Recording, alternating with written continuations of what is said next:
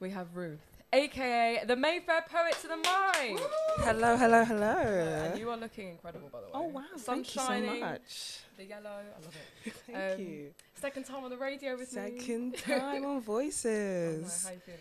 I feel great. I love doing this show with you. Dude, so I loved I'm it. very I knew excited. we were going to do it again as well. I know. I just had a feeling it was going to align again. So, from the last time to now, how has the poetry journey been for you? Wow. Is that a Oh, good question? that's a great question. I've seen my art evolve in so many ways, and I feel like being part of community and being able to be inspired by so many amazing people such as yourself has helped see my art transform in ways I didn't expect, like including more music, more singing. Yeah, definitely seen you tap into that a bit more, which has been beautiful. Yeah, and I see myself going further along that path this year, and so that's what's new. Amazing. So what are you going to share with us today? Well, I feel like it's aligned perfectly with Salma's poem. It's called Woman, the Performance, something for International Women's Day. Actually, I wrote this maybe 2 months ago. This is the first time I'm performing it or reading it to people other than my boyfriend. So, Shout out Jay. Page of colours. Hey Jay. Maybe. So this is Woman, the Performance. We wake backstage, preparing our role to step into a world that demands control. We shower, transforming ourselves to bloom. Plucked and fragrant, we mask the room. We affirm with whispers a fragile truth. Armor is needed to carry our youth. We rehearse our lines, a script not our own, polite and measured. Our voices toned. We walk in heels that pinch and bind, yet smile as though we don't really mind. We wear expectations like second skin. Be soft, be strong, but never give in. We're told to glow but not outshine, to lead with grace yet stay in lines. And so we perform a delicate art.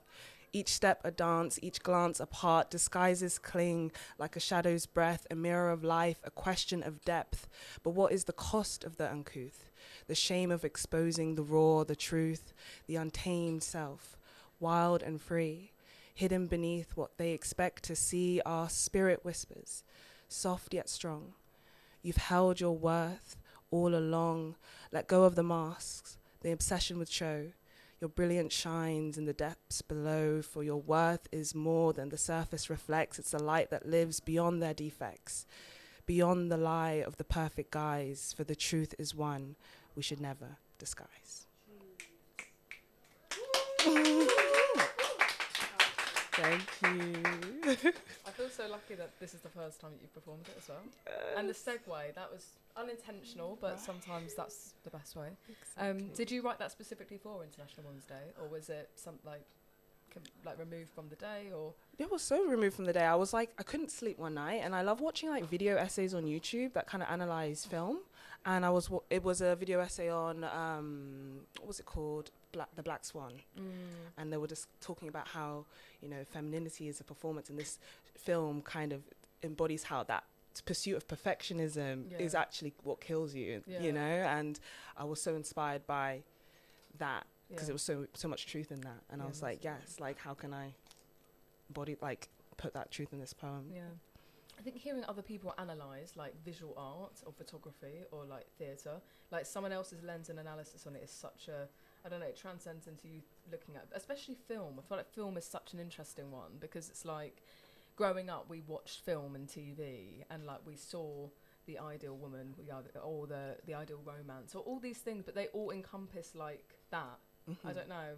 That's where my mind went when I was reading that. I was thinking about all the kind of things around like women and their ideology around what I'm meant to grow into. I don't know. That was quite nostalgic actually. Just like thinking about the different influences growing up. Absolutely. I remember watching, I think it was like a Lupe Fiasco music video, and saying that he was talking about how when we watch music videos as a child, we don't look at the guy, we look at the girl, and we see, okay, this is what the standard of beauty is, this is what's supposed to be aspired to, and this is kind of like unconsciously we're making those kind of connections because we're constantly being told like this is, what aspirational for women, and it's kind of frustrating more than that, and that's something that I want to see more inclusivity in entertainment, that's definitely one of the reasons why I stepped into like modeling and acting and stuff like that. I was going to ask you about that after. Like your relationship with